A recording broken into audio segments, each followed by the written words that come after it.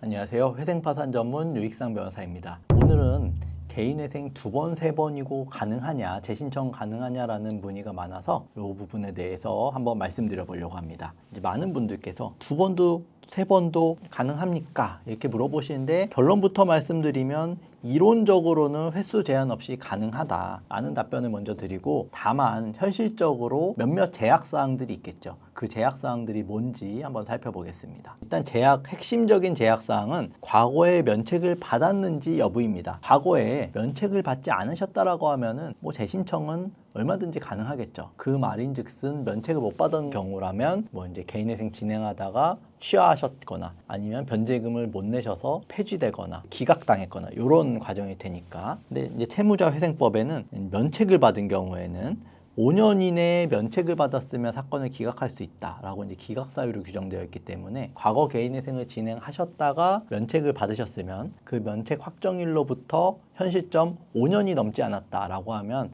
진행이 불가능하다. 그러면 결국에는 면책받은 일로부터 5년이 지난 시점에 다시 재신청이 가능하다라고 정리할 수 있겠습니다. 첫 번째 케이스로 과거 면책을 받은 경우에는 5년을 기다려야 한다. 아까도 법에 5년이 안 되면 기각사유로 규정되어 있기 때문에 면책 확정일로부터 5년이 지나야 재신청이 가능하다라는 걸 알아두셔야 되고, 개인회생을 진행해서 면책받은 경우뿐만 아니라 파산으로도 면책을 받으신 분들이 있을 텐데, 과거에 파산으로 면책을 받았지만 이번에는 개인회생을 진행하려고 한다. 그런 경우에도 면책 확정일로부터 5년이 지나야 진행이 가능하다라고 알아두시면 될 것 같고요. 이제 면책을 받지 못한 경우입니다. 그러니까 중도에 기각되거나 폐지되거나 이런 경우인데, 이런 경우는 얼마든지 재신청이 가능하고 어떤 법령상의 제약사항이 없습니다. 따라서 5년 제한이 적용되지 않고 어제 폐지가 되었다라고 하더라도 오늘 바로 재신청은 가능하다. 다만 그렇다고 해서 얼마든지 사건이 원활하고 문제없이 진행된다라는 의미는 아니겠죠. 그러니까 법원으로서도 왜 재신청을 계속하냐, 아니면 과거에는 왜 사건이 통과를 못했냐 궁금할 수밖에 없을 테니까 실패 원인이 무엇인지 분석하는 게 필수다 라고 볼 수 있겠는데요. 일단 재신청 가능 시기부터 먼저 다시 한번 정리를 하자면, 과거에 면책 결정을 받으신 경우라고 한다면은 5년, 면책 확정일로부터 5년이 경과해야 재신청이 가능하지만, 과거에 면책 결정을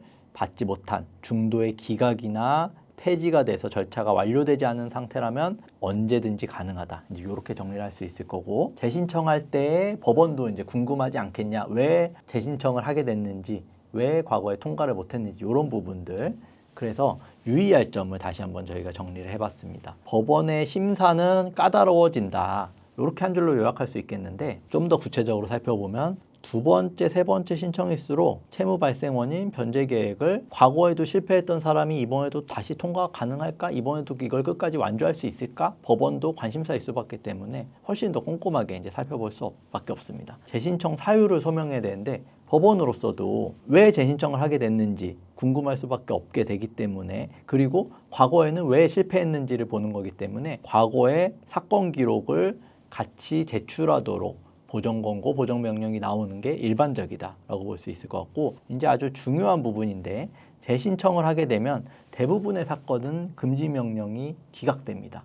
서울이나 부산회생법원 실무준칙에도 재신청 사건의 경우에는 금지명령을 내리지 않을 수 있다. 이제 이런 취지의 실무준칙이 규정되어 있기 때문에 재신청 사건의 경우에는 금지명령이 안 나올 가능성이 매우 높다라는 거를 염두에 두고 이제 사건을 진행하셔야 된다 라는 말씀드리고 싶습니다. 그러면 성공적으로 재신청을 하려면 어떤 전략이 필요하겠냐? 그러니까 법원으로서도 결국에는 가장 궁금해하는 부분이고, 이 부분이 잘 법원에 납득되게끔 소명이 되어야만 성공적으로 재신청이 가능할 겁니다.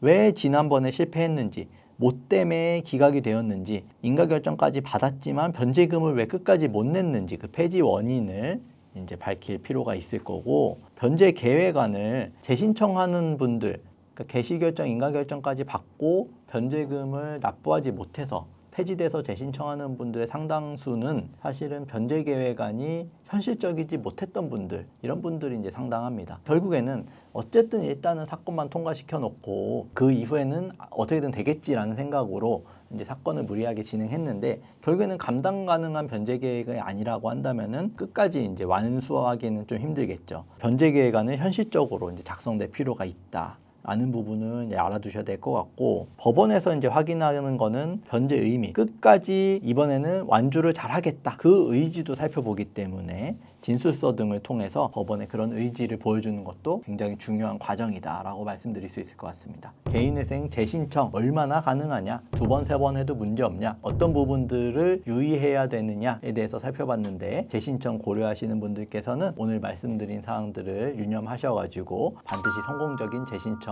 되실 수 있기를 바라겠습니다. 감사합니다.